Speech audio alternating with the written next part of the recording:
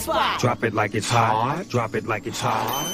So hot and that's hot. You can catch me at the hot spot. it's the BR18. All right, Rickey Smiley Morning Show, 29 before the top of the hour. Time for the hot spot. What up, Brad? What up, Rickey? Good morning, everybody. I'm your girl, Brad Tat Tat, and this is the Hot Spot. Excuse my voice, but we bring you music, movies, and more, so let's get off into it. Well, y'all, Tory Lanez appeared in a Los Angeles court on Tuesday for the pretrial hearing for his felony assault case stemming from the shooting incident involving Meg Thee Stallion from last summer. And according to XXL, Tory was taken into custody after the judge presiding over the case determined that Tory violated the protective and personal contact orders of protection Meg had against him.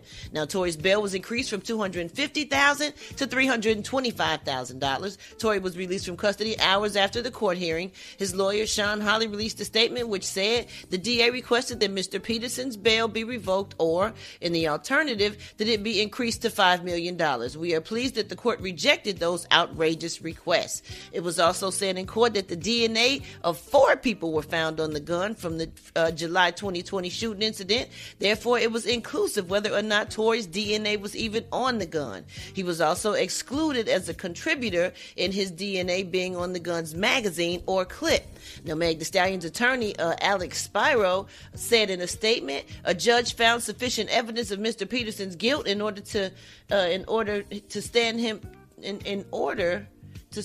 on trial. Additionally, the judge found sufficient evidence today that he violated the order of protection and had him handcuffed in the courtroom.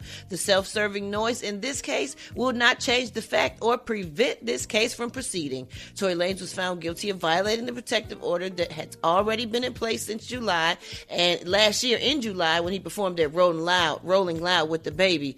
I remember doing a story on that. We talked about that. He was supposed to be 100 yards from Meg Thee Stallion. So, Lord have mercy. That is what happened in that case. So he violated the order. Well, it seems like he may not be, he may get off for the gun thing. So he probably heard that back then when he started talking about wait till you hear what come out.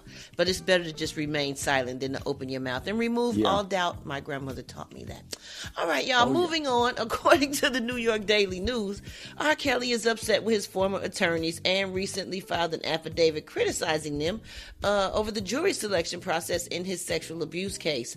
Kelly's claims, he claims that there were several jurors who may have seen the 2019 Surviving R. Kelly documentary. Lord have mercy. If you see that, that'll sway anybody's judgment. He wrote at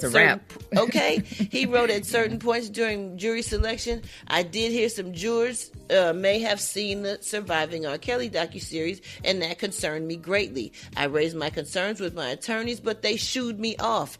I was nothing more than a bystander in the process. There was no strategy involved in choosing jurors that sat on my jury as far as I could tell. At least there was no trial strategy involved my input. The singer was convicted of federal racketeering and sex trafficking charges. He is scheduled to be sentenced on May 4th and facing a maximum of life in prison. Oh, Lord have mercy. We're going to wrap up the hot spot on that note because that was kind of deep. But coming up next, we got Rock T's HBC You Know. And if you got any questions for Dr. MJ Collier, y'all hit us up at 8669-RICKEY. That's 8669-RICKEY. Who we repping today, Rock T? Oh, baby, you got to wait because I got another surprise for you, baby. All right, it's the Rickey Smiley Morning Show.